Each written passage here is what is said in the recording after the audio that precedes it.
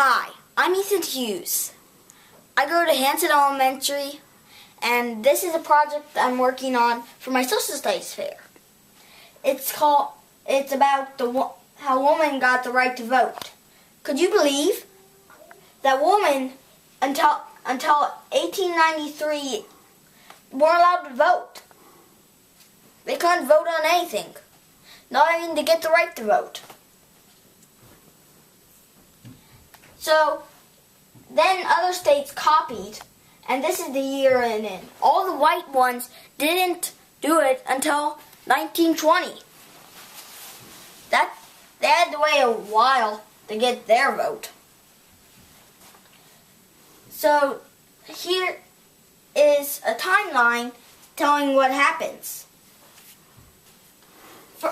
The first Women's Rights Convention is held in Seneca Falls, New York. After 2 days in discussion and debate, 68 women and 32 men signed the Declaration of Sentiments, which sets the agenda for women's rights movement. But women couldn't vote for it themselves.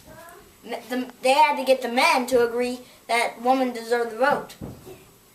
That's just totally not fair. So even if they passed the rule, they were already broken it at the same day. 1869, May. Susan B. Anthony and Elizabeth Cady Stanton formed the National Women's Suffrage Association. The goal is to achieve voting rights for women by means of congressional amendment to the Constitution. 1869, November. Lucy Stone and the others formed the American Women's Suffrage Association. The group focuses on gaining the voting right for women through amendments to individual state constitutions. Wow, they had to do that 50 times. One for each state, and they didn't even get through all the states. Well, time to get to near the end. Here is 1919. The Federal Woman Suffrage Amendment, originally written by Susan B. Anthony and introduced to Congress in 1878, is passed by the House of Representatives and the Senate. It is sent to the states for ratification. Well, here in 1920, women finally get the right to vote. August, the 19th Amendment is the Constitution. Granting women the right to vote is signed into law. But they don't get a vote till 1921. Because there wasn't a president to get elected then. And nor was there anything else. So the next president that got elected by woman wasn't elected till 1921. Well, time to get to the 19th Amendment. There's 2 sections. Section 1, the right for citizens of the United States to vote shall not be denied or abridged by the United States or by any state on the count of 6. Section 2, Congress shall have power to reinforce this article by appropriate legislations. Now here are some famous suffragettes. As you know, all 3 of these are mentioned in these. Lucy Stone, born in 1818, died in 1893, was the first Massachusetts woman to earn a college degree.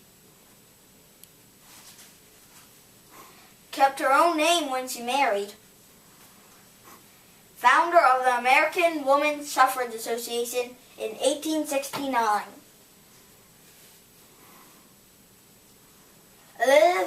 Elizabeth Cady Stanton was born in 1815, died in 1902.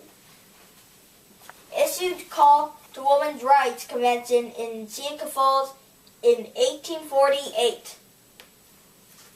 Wrote the Declarations of Sentiments declaring that men and women are created equal. Susan B. Anthony, born in 1820, died in 1906. Leader of the National Woman Suffrage Association, worked for congressional amendment to give women the right to vote in national elections, gave 75 to 100 speeches a year for 45 years. That's a lot of speeches. She also has her head on a coin. This coin is worth $1, but women's right to vote is priceless. I'm Ethan Hughes, Henson Elementary, 3rd grade, Mrs. Linda's class, and I learned all about women's rights to vote, all this,